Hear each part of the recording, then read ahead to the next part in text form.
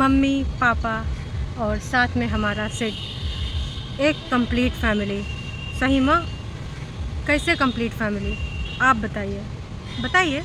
Madam का video आ चुका है और वीडियो का टाइटल है मम्मा पापा और बेबी, हम हमेशा साथ हैं अपने बच्चे के लिए, कंप्लीट फैमिली। खत्म, bye bye, tata, goodbye, गया।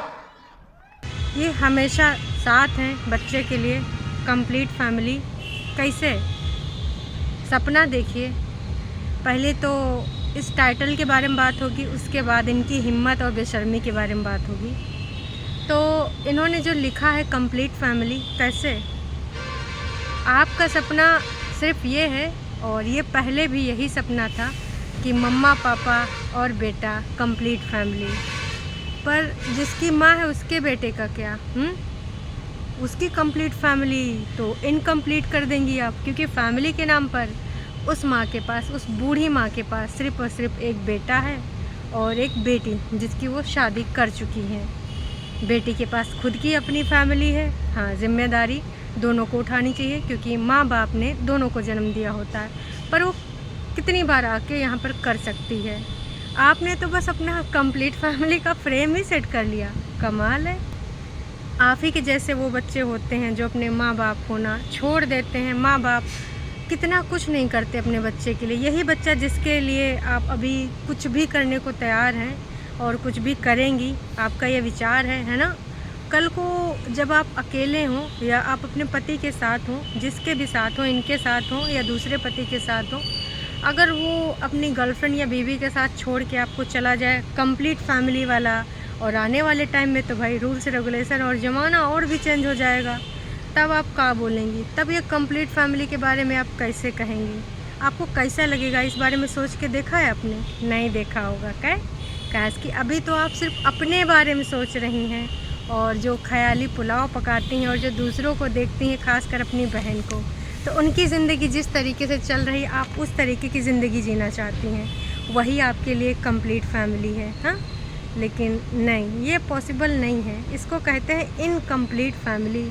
और अगर वो बंदा इस बात पे राज़ी हुआ है तो फिर पता ही नहीं, मैं कुछ नहीं बोलना चाहूँगी, क्योंकि यह उसका पर्सनल डिसीज़न होगा।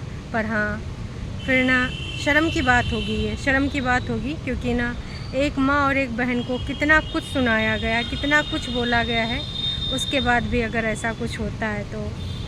अब आते हैं पूरे वीडियो के उस पर। वीडियो का जो टाइटल है वो तो हमने डिस्कस कर लिया, और इन्होंने इस बारे में आगे बोला भी है कि कल को वो जब बड़ा होगा तो सोचेगा, और बहुत कुछ आएंगी चीज़ें उसके सामने। और जब कल हम लोग एक टेबल पर बैठे थे तो हम लोगों को लग रहा था कि हम एक दूसरे के सामने तो बैठे हैं। इनके वर्डिंग क्या थे वो मैं बताती हूँ।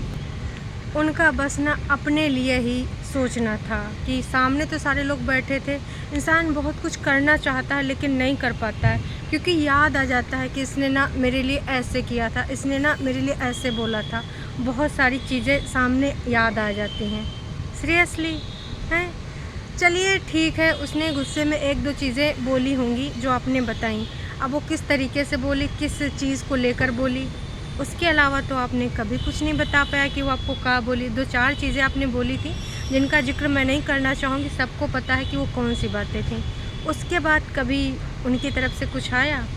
अब ऐसा तो नहीं है कि उन्होंने अगर कुछ बोला होगा तो उसके पीछे कोई रीज़न ना रहा होगा, या फिर तुम चुपचाप शांति के साथ उनको सुन रही होगी। ऐसा नहीं है। तुम बेचारी तो थी नहीं हैं, और तुम अबला भी नारी नहीं हो। तुम तो ऐसी नारी हो कि भाई समय समय पे जब ज़रूरत लगती तबला बजा देती हो। हैं तो बस ये बंदी यही रियलाइजेशन हुआ है इसको। कोई माफ़ीनामा नहीं, कोई सॉरी नहीं, किसी से कुछ लेना देना नहीं, बस मम्मी पापा और बच्चा। वाह जी वाह। और इसको रियलाइजेशन का हुआ है कि ये वही लोग हैं ना जिन्होंने मेरे बारे में ऐसे ऐसे बोला था, ये कहा था। तो वो सारी चीज़ें मुझे याद आ गई, और हम चाह के भी ना कुछ कर नहीं पाए, कुछ बोल नहीं पाए। हालांकि मेरा मन था बहुत कुछ बोलने का, बहुत कुछ करने का, पर ना हो नहीं पाया। ज़िंदगी कहाँ से कहाँ लेके आ गई। एक टेबल पे तो हम बैठे हैं, बट फिर भी we are not talking to each other. वाह जी वाह। मतलब यहाँ पर भी एम ए इंग्लिश का एक ना एक सेंटेंस यहाँ पर फ्रेम करना है। ठीक है, कोनो बात नहीं। अब किसी किसी को आदत होता है ना अपना स्किल दिखाने का है। ठीक है, दिखाइए दिखाइए। एक टेबल पे बैठे हैं लेकिन ना हम एक दूसरे से बात नहीं कर रहे हैं, तो बात करने का कोई पहल कर सकता था, वो कर सकता था जिसने ना सबसे ज़्यादा गंद पाई है और जिसने ना कुछ छोड़ा नहीं। मैं तो सोच रही हूँ कि कैसे तुम बैठ गई, कि कैसे तुम्हारे अंदर इतनी हिम्मत आ गई कि उस टेबल पे जाकर बैठ गई। नज़रें तो खैर तुम ना मिला पाई होगी, लेकिन मिला भी सकती हो, कहा कि जब तुम बैठ गई बेशर्मों की तरह उस टेबल पे जाके, तो तुम नज़रें भी मिला सकती हो। शर्म आई थी तनिको भाई जब अपनी तुमने सास के बारे में बोला था, उनको कैरेक्टर को लेकर, और उस बहन के बारे में, उनके ऑफिस के साथ लोगों का कॉल आता है, ये होता है वो होता है। जहलाइन थी, नो डाउट जहलाइन थी, पर शब्द तुम्हारे थे, इन्फॉर्मेशन तुम्हारी थी। जहलाइन उस टाइम तुम्हारे ससुराल में नहीं बैठी थी जब तुम्हारी ननद तुम्हारे ससुराल में आती थी, और अगर कोई ऑफिशियल वर्क के लिए या किसी के रिगार्डिंग भी कोई कॉल आता था वो आंसर करती थी। तब वहाँ जहलाइन नहीं थी, वहाँ पर तुम ही थी, हैं। तो ये जानकारी तो सारी तुमने दी, तो तुमको तनिको शर्म आई थी। फिर वो सूट, फिर वो चप्पल, और वो मिठाई वाली बात याद है आपको, हैं, कि कुछ लोगों के तो अगर खोलने पे आ जाऊं तो ऐसी ऐसी चीज़ें खोल दूं, पर मैं जब तक चुप हूँ, हाँ वक्त आएगा तो ज़रूर खोलूँगी। कुछ लोगों के तो मिठाई उठाई लेन देन होकर भी वापस हो गया, और न जाने का गिरी हुई बातें मैं अपनी ज़ुबान पे लाना नहीं चाहती हूँ। तुम्हें बहुत अच्छे से पता होगा कि तुमने ना अपनी ननद और सास के बारे में का चीज़ें बुलवाई हैं। सास को और ननद को अगर छोड़ भी देते हो, पति के बारे में तुमने, पति को तुम्हारे बहुत अच्छे से पता होगा। हम लोग तो बस वीडियो देख के जज करते हैं, उसको तो एक एक चीज़ पता होगी कि कौन सी बात तुमको पता थी और कौन सी बात किसी और को पता थी। तो कौन सी बात अभी सामने वाली जो भौंकने वाली एक नारी है वो भौंक रही है, कैसे उस तक गई। तुम्हारे पति से अच्छा तो कोई भी नहीं जानता होगा, हैं, काश कि तुम्हारे और उसके बीच की बहुत सारी बातें हैं जो उस चैनल के माध्यम से हुई। तो कैसे तुमको तनिको शर्म नहीं आई, थोड़ा बताइए। इतनी सी तो शर्म आई होगी, हैं, नहीं आई। बड़ी बेशर्म हो मेंटल नागिन तुम। शर्म नाम की चीज़ नहीं, जाए के बैठ गए बराबरी में, ऊपर से कोई माफ़ीनामा नहीं, और ऊपर से अभी भी इमेजिनेशन का मम्मी पापा और मेरा बेटा। वो बूढ़ी माँ भी इमेजिनेशन कर सकती है ना कि इस बुढ़ापे में मेरा बेटा मेरे साथ है। नहीं, तुम ना कभी ना ऐसी मटेरियल थी, ना तुम हो पाओगी। तुम हो एक नंबर की स्वार्थी। अगर तुम्हारे जैसे सारे लोग सोचे ना तो बुजुर्ग लोगन का ही हो पता नहीं। तुम्हारे घर में एक तुम्हारा भाई है, और आने वाले टाइम पे ना तुम्हारे एक भाभी भी आ जाएगी। अगर कल को तुम्हारी अम्मा के साथ वो लोग भी ऐसे सोचें कि हमको ना तुमसे इनसे किसी से नहीं मतलब, बस मैं, मेरा बेटा, बच्ची जो भी होगा और मेरा हस्बैंड है, तो कैसा लगेगा। तुम्हारी अम्मा को अगर किनारे कर देंगे, तब तक तो तुम दोनों बहनें ना फन खाड़ के यहाँ पे आ जाओगी, भाई के खिलाफ़ भी खड़ी हो जाओगी, तरह तरह का चीज़ें बोलोगी, टॉन्ट करोगी, और अपनी भाभी के खिलाफ़ तो पता ही नहीं का करोगी, हैं। कहा कि तुम लोग तो भैया अपने सगे नहीं हो, हैं। जो पति के नहीं भाई तो और कोनो की का होगी।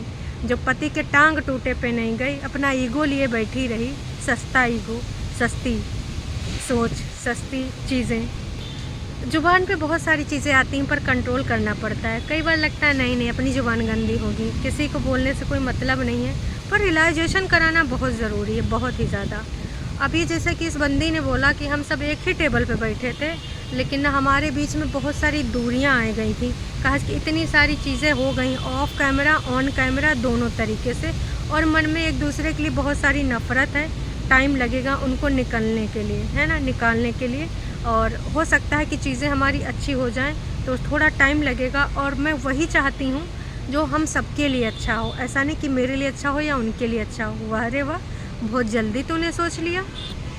देख मेंटल बहन, अगर तुझे यही था, है ना, तो ये तुझे ना वाईटी पे गंध नहीं पानी थी। जैसे कि हिमांशी और ऋषि साथ में हो गए हैं, कभी भी एक दूसरे के लिए एक शब्द खिलाफ नहीं निकाले। हेटर्स ने कुछ बोला तो हेटर्स को बोले हैं, और कि ऐसा मत बोलिए, है ना। वो हम एक दूसरे की आज भी रिस्पेक्ट करते हैं और आगे भी करेंगे। उन लोगों ने अपनी गलतियों पे काम किया, अपने ईगो पे काम किया, जो फालतू की मंजिलें बनाए बैठे थे ना उस पर काम किया। क्योंकि अंत में ना परिवार ही काम आता है, रुपया पैसा, और कितने बड़े भी स्टारडम पे तुम बैठे वो सब काम नहीं आता है। पति नहीं तो स्टारडम को लेके चाटोगी का, फैमिली नहीं तो चाटोगी का। अकेले रहना कितना बेकार लगता होगा, तुम खुद सोच के देखो। जब तुम्हारे भाई बहन सब अपने अपनी फैमिली में बिजी हो जाएंगे, तुम अकेली पड़ी रहोगी, कैसा लगेगा तुमको। सोच के देखा है कभी? पर कहाँ सोचोगी यार, तुमको तो टाइम है नहीं, तुम इंडिपेंडेंट हो और अपने कुछ तुम्हारे रूल्स हैं, है ना, उनको तुम कैसे मारोगी हैं। और अगर आपके साथ कोई ऐसी चीज़ें हो रही हैं जिससे आप खुश नहीं, तो आपके साथ अत्याचार हो रहा है, भाई बहुत सारी चीज़ें बीच बीच में तुम बताती रही हो, तो वो सब चीज़ें ना रियल होती हैं और फिल्मी होती हैं। तुम्हें भी पता है कि ज़िंदगानी की रियल हकीकत क्या होती है, और तुमसे बेहतर कोई समझ नहीं सकता। कहा कि तुम्हारी बहन मुक्त भोगी है, नोना जिज्जा कितना तुम्हारी बहन का सुनते हैं तुम्हें बहुत अच्छे से पता है। लेकिन फिर भी तुमको इतनी अच्छी फैमिली मिली थी, अगर तुम्हारी मम्मी से बन नहीं पा रही थी, 1-2 साल बर्दाश्त कर लेती, पूछती मम्मी जी कहाँ से कहाँ समस्या है, बीच का रास्ता निकाल लें। वो तो तुमने कभी कोशिश ही नहीं करा, बस ना दूर संचार यंत्र में लगी रही। हाँ यहाँ ऐसा ऐसा हो रहा है, वहाँ वैसा वैसा हो रहा है। उनको तो मिर्च मसाले चाहिए था, साथ में उनका सबका ATM छिन गया था, तो उनको ATM वापसी चाहिए था। फिर काजी 1 लखा कमाती है, वो वही चाहेगी वही होगा, हैं, नहीं चाहेगी तो नहीं होगा। फिर इतनी सारी चीज़ें, और सबसे बड़ी बचकानी हरकत, हर सैटरडे संडे मुझे मायके जाना है। सीरियसली तुम्हारे घर में कोई ना होता, बिल्कुल पेरेंट्स के लिए बनता है, क्योंकि उन्होंने तुम्हें जन्म दिया है। पर तुम्हारा भाई था, वो वैसे भी इतना सब कुछ दिखाता, मैं ये कर लेता हूँ, मैं वो कर लेता हूँ, दुपट्टा को इम्प्रेस करने के लिए मैं खाना भी बना लेता हूँ, पराठा भी सेक लेता हूँ। तो तब कहानी ससुर का नाती बनाए पड़ रहा था। हर सैटरडे संडे तुम्हारी ज़रूरत पड़ जा रही थी। एक बार ना अपने दामन में झांक के देखो, है ना, सारी की सारी चीज़ें पता चल जाएंगी जो तुम अभी भी बता रही हो कि हमको ये तकलीफ़ है वो तकलीफ़ है, कि बहुत सारी चीज़ें बीच में आ गई हैं और हम एक दूसरे से बात नहीं कर पाए। माफ़ीनामा प्रस्तुत कर देती कि चलिए मम्मी जी, मैंने बहुत सारी ऐसी चीज़ें करी हैं जो माफ़ करने लायक तो नहीं है, पर हो सके तो कर दीजिए। औकात में रहो। मुझसे गुस्से में या फिर गलत फहमी में, जल्दबाजी में कोई भी रीज़न दे देती, पर ऐसा कैसे तुम्हारी ईगो हर्ट हो जाएगा। तुम्हारा तो जो फैमिली फ्रेम है मम्मी पापा बेटा का है, उसमें सास ननंद का ही करोगी जब सास ही नहीं आती है। एक बुज़ुर्ग महिला, अपने घर की जो बुज़ुर्ग महिला तुम्हारी माता है, उसके लिए अपने घर में जो तुम्हारे घर में एक बुजुर्ग माता है, उसके लिए तुम लोग तन मन धन सब कुछ अर्पण कर दोगे। लेकिन ना भाई, जिज्जा अपनी अम्मा को अभी भी छोड़ दे तब तुम खुश रहोगी। वाह जी वाह। और अगर वो इस शर्त पे राज़ी होता तो भाई मैं तो यही कहूँगी कि बहुत गलत डिसीजन लेगा। बाकी उसकी मर्ज़ी, ज़िंदगानी उसकी है, आगे का कहानी लिखनी है। माँ की रिस्पेक्ट से खेलना है, बहन की सेल्फ रिस्पेक्ट से खेलना है, शौक़ से खेलो। मतलब एक बार इंसान तब सोचे तो थोड़ा समझ में आता है कि इस बंदी को रियलाइजेशन हुआ है, इसने माफ़ीनामा प्रस्तुत किया है, हाँ मेरे से गलती हुई, मेरे से गलत हो गया। तू कह रही थी 2 दिन पहले मेंटल नागिन की, मुझे लग रहा है ना कि इंसान अपनी गलतियों से सीखता है। यही सीखा तुमने? हमें तो नहीं लग रहा है। अगर सीखा होता ना तो आज तुम अपनी उस टेबल पे तुम कोशिश करती। क्योंकि कोशिश करने वाला ना कोई छोटा नहीं हो जाता है और ना कोई नीच हो जाता है। कोशिश करने वाला वो इंसान होता है जो रिश्तों को बचाना चाहता है, एक नई शुरुआत करना चाहता है। मुँह चुप करके जिप लगा के बैठ सकते हैं, लेकिन ना ऐसे कैसे छोटी हो जाए तो बोलेंगे नहीं। बस सामने वालों से उम्मीद करें कि आए हमारे चरणन में गिर जाएं, बहुरिया हमको माफ़ी दे दो, बहुरिया हम ना बीमारी में भी तुम्हारा काम नहीं करा पाए, बहुरिया हमसे गलती हो गई, और बहुरिया तुमने हमारे करेक्टर पर जो इल्ज़ामात लगाए, कोई बात नहीं बहुरिया हम बर्दाश्त कर लेंगे, हैं बहुरिया तुम्हारे पाए पड़ते हैं, चलो हमारे घर का चलो। तो तुम खुश हो जाती हैं, एकदम से चहक चहक के और बोलती। ऐसा ननद रानी कहती कि भाभी जी कोई बात नहीं, हमको ना सूट का एक्सप्लेनेशन देना पड़ा, हमको चप्पलों का देना पड़ा, करेक्टर के बारे में का तुमने बुलाया, कोनो बात नहीं भाभी, हम ना मिट्टी पा देंगे, तुम घर चलो। यही चाह रही थी तुम? हमें तो लग रहा है कि तुम यही चाह रही थी। थोड़ी शर्म कर लो अगर आ सकती है तुम्हारे अंदर तो, हैं अभी भी ना कुछ नहीं बिगड़ा है। अगर वो माफ़ी करते हैं, तुम्हें माफ़ करते हैं और तुम माफ़ी चाहती हो और वाकई में स्क्रिप्ट को छोड़ कर रिश्ते में आगे बढ़ना चाहती हो, और तुम्हें वाकई में अच्छा लग रहा था कि कल फैमिली बैठी थी, है ना, तो उसमें सास को भी शामिल कर लो, हैं क्योंकि ना एक दिन तुम भी इसी एज में आओगी, और कल को अगर खुदा ना खास्ता तुम्हारे लड़के ने ये सब किया, ऊपर वाला ना करे, ईश्वर ना करे कि ऐसा तुम्हारे साथ हो, तो तुमको कैसा लगेगा? कहा कि ज़माना और बदलने वाला है। तो थोड़ा ना बौद्धिक तरीके से सोचो, फिल्मी तरीके से, रील तरीके से नहीं। उससे कुछ नहीं होता है। रील ना एक कंटेंट होता है, फिल्म ना एक बिजनेस होती है ना, जो एक मास को ध्यान में रख के बनाई जाती है। तो थोड़ा सा अगर हो सके तो दिमाग दौड़ा लो, है ना, वरना जिस रास्ते जा रही हो बर्बादी के अलावा कुछ नहीं है। बाकी हमें कुछ नहीं कहना है। कुल मिला के जो इनका ड्रामा था, ऐसा कुछ था ही नहीं इसमें जिसके लिए हम बात करें। बस 2 ही चीज़ें थी जिस पे हमने बात कर ली है, और इनका फैमिली प्रेम बहुत ही बेकार है। और मैं चाहती हूँ इस बार ना आप लोग भी अपनी राय यहाँ पर ज़रूर दें। सबके कमेंट्स में शेयर करती हूँ, सबकी बातों को भी मैं पढ़ती हूँ, लाइव में भी हमारी वार्तालाप होती है। अगर आप सुनते हुए ये वीडियो देख रहे हैं तो सुनते हुए थोड़ा सा टाइम निकालिए और 2 शब्द लिखिए। क्या आज इसने जो फैमिली मीटअप किया है बच्चे को लेकर, इसको पहल नहीं करनी चाहिए? अगर वाकई में 2 दिन पहले इसने वीडियो जो डाला है ना, कि गलतियों से इंसान से सीखता है, ठोकर लगने से इंसान को अक्ल आती है ना, बादाम खाने से तो आती नहीं है, हालांकि ये बादाम डेली खाते हैं सारे के सारे। तो बस मैं इतना ही कहना चाहूँगी कि अभी भी ये गलत है और गलत रास्ते पे ही है।